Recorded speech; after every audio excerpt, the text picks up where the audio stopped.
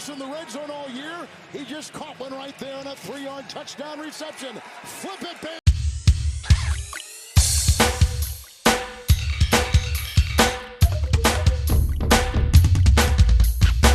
What's going on, guys? Welcome back to the Football Card Quest. We've got another very interesting week shaping up here in week 10, now officially halfway through the season. I've got my full rankings done. Want to share the top buy and sell targets, looking at advanced statistics, looking at their eBay sold data. So let's dig in.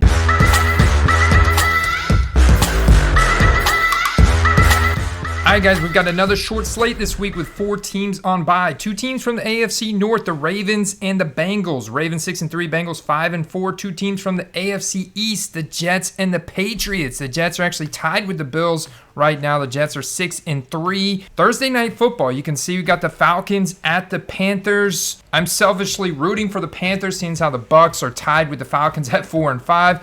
But reminder, the Falcons have Cordell Patterson back, so they love to run the ball. That's what their game plan is. Who are the Panthers going to start at QB? That's a big question. 42.5 over under. Kind of sounds like a snoozer. I'll be interested to see whatever Panthers quarterback plays can do with both DJ Moore and now Terrace Marshall, who is ascending in that offense as the clear wide receiver 2. Speaking of the Bucs, they're playing Sunday morning in an island game at 9:30 a.m. in Germany against the 6-3 Seahawks, who are alone at the top of the NFC West, led by the amazing Geno Smith. I see this one potentially going over if the Bucs can get things going and the wide receivers stop dropping so many damn balls, and they clean up all those miscommunications on offense. On the main slate, there's only one game with a point total over 50, and that is the Jaguars at the Chiefs. And you can see the Jaguars' run defense is 5th in yards allowed per carry,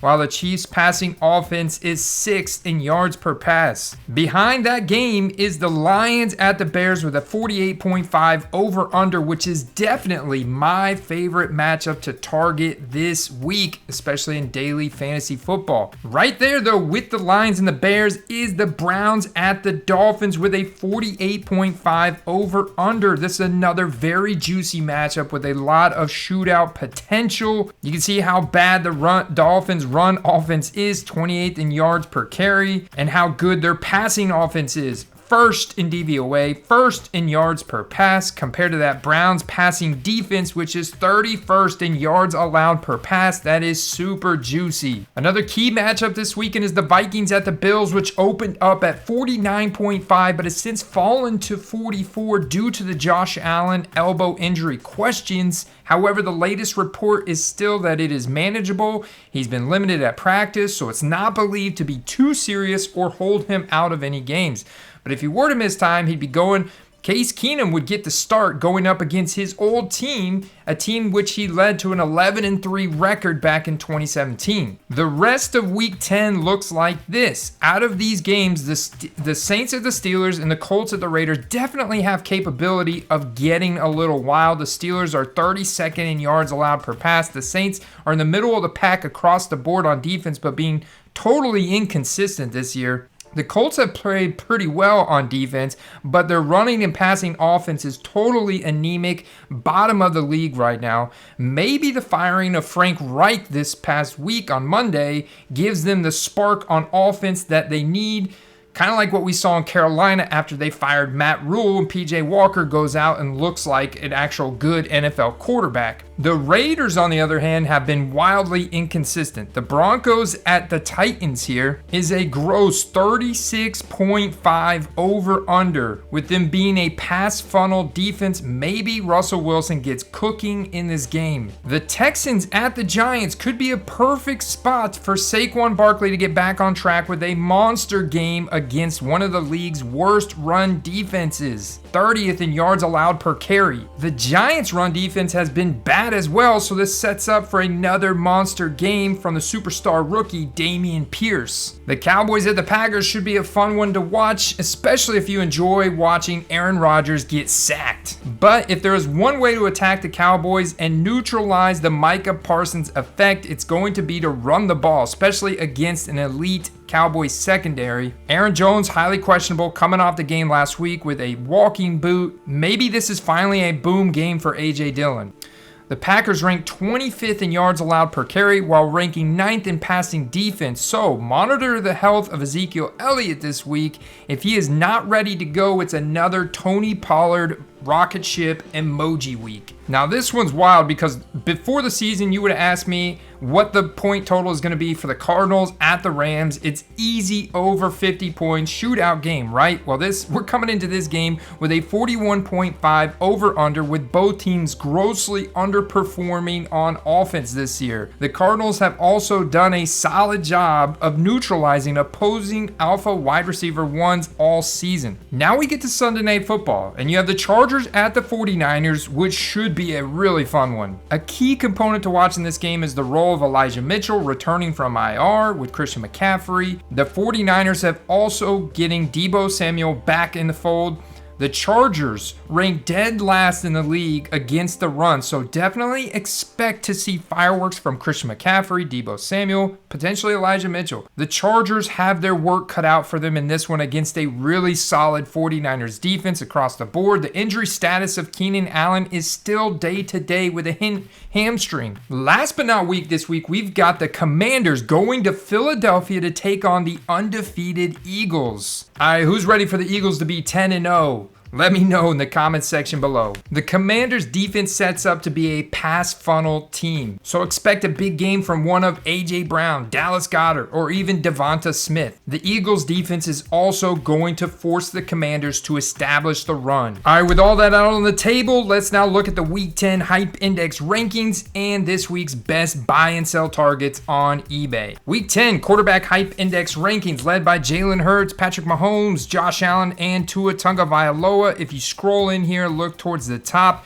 This person right here, we just talked about that juicy matchup that Justin Fields has against the Detroit Lions. It seems like everybody and their brother right now are buying Justin Fields rookie cards this week. And looking at the 2021 class, right now, Justin Fields is stealing the show. With Trevor Lawrence and Mac Jones behind him, I find this trend carries over into their optic hollows, their rookie autos, and other cards of comparable scarcity. So although Justin Fields is the #1 chalkiest quarterback to play or buy this week, keep in mind his cards have gone up 30 to 40% in week over week. Let's go back though and look at the 2020 class. Jalen Hurts is finally starting to take off in a more serious way. Like we've been saying for weeks, guys, the hobby can only resist for so long. The more games the Eagles win, the closer they get to an undefeated season. Jalen Hurts base Prism PSA 10 has finally got a $180 confirmed buy it now sold, which is higher than Burrow and Herbert latest solds. Comparing their optic hollow prices, Joe Burrow at $125, Justin Herbert at $168, Jalen Hurts at $100, and Tua at about $50 to $60. Jalen Hurts is still a buy in this format for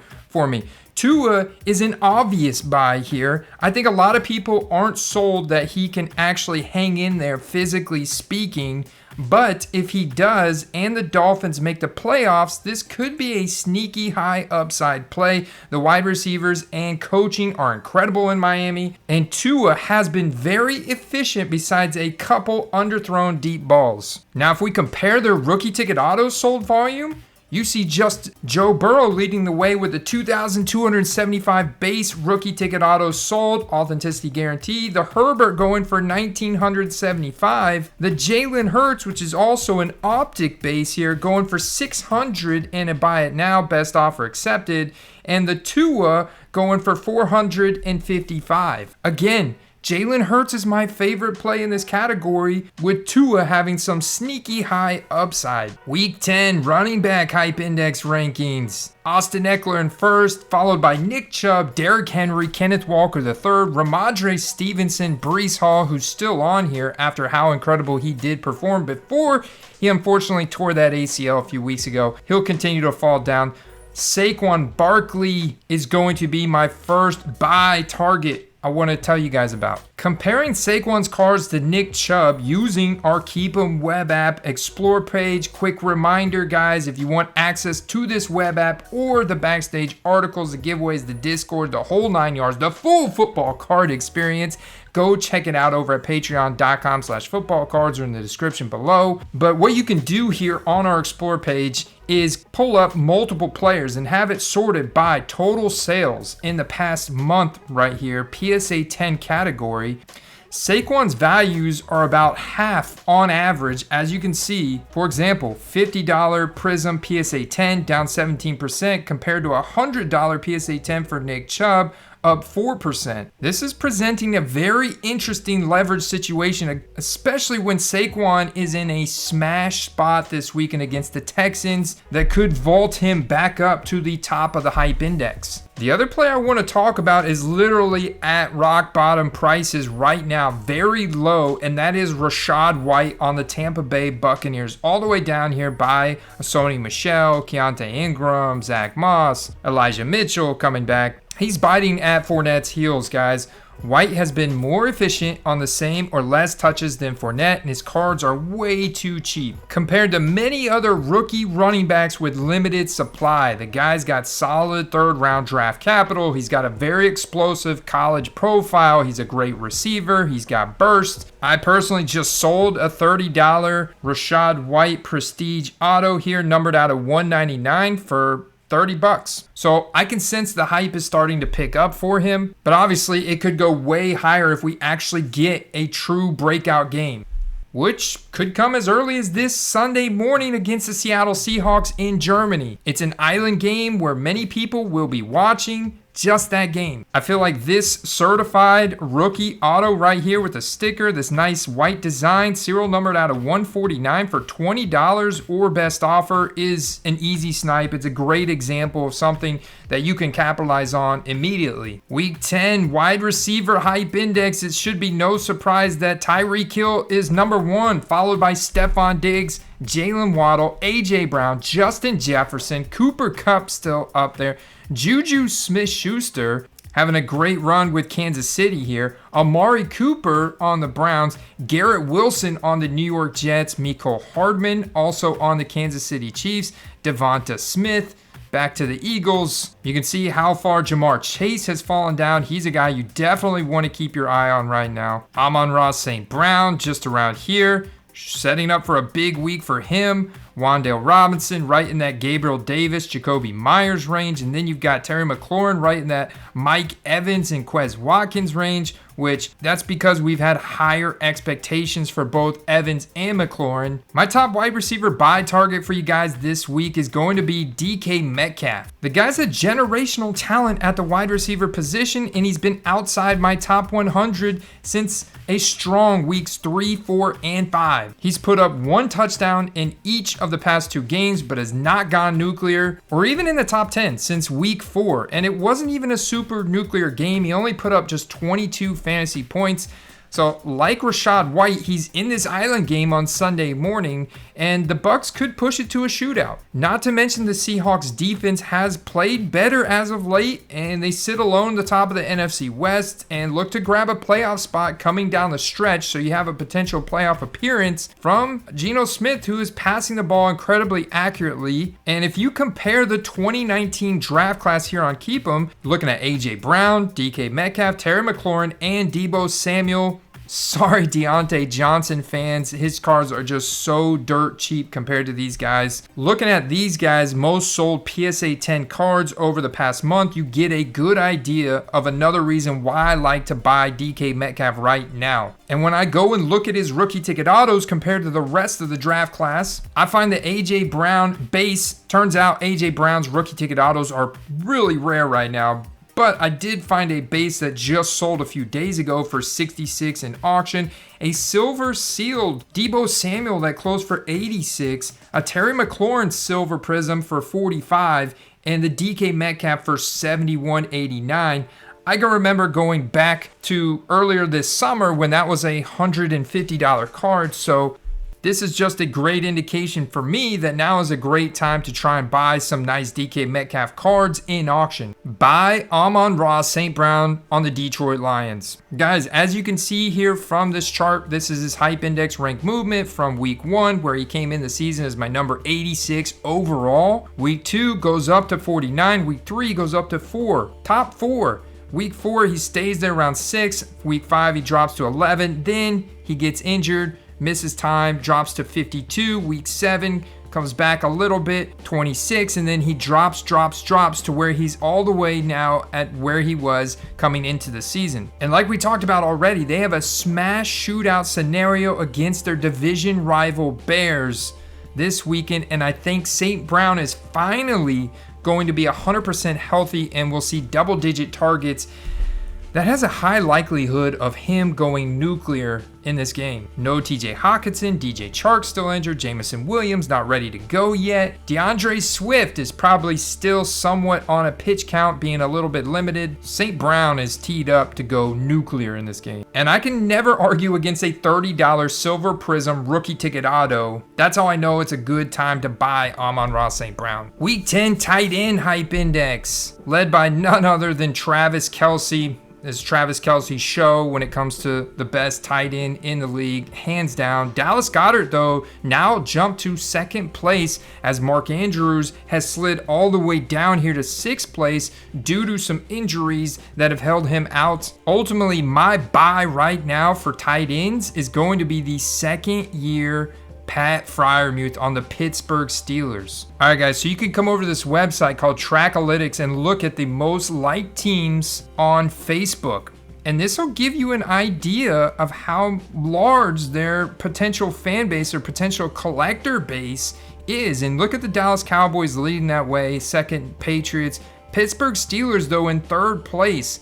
Look at the increase today alone of 11,839. They're coming off of that bye week, and I love this matchup for them against an up and down Saints defense that is now going on the road and facing the Steelers after their bye week. The rookie quarterback Kenny Pickett has shown favoritism to Pat Freiermuth. They're throwing the ball a lot. In just his 2nd year, he's already a top 5 tight end in most metrics, as you can see here. Plus, think about it, guys. There's a lot of vacated targets from Chase Claypool being traded to the Chicago Bears, which of course there's going to a few of those are going to go to George Pickens, some of those are going to go to Deontay Johnson, but then the rest of them are going to go to Pat Freiermuth. And finding sold items like this have me going crazy, guys, because we need to be paying attention to these Pat Freiermuth auctions. Some of these deals are super juicy, like this lot of Obsidian rookie auto plus a rookie ticket auto for $15. All right, guys, that's what I got for you right now. If you're in the Patreon, look for the Auction Sniper article coming out on Friday morning, where I do a deep dive on one specific player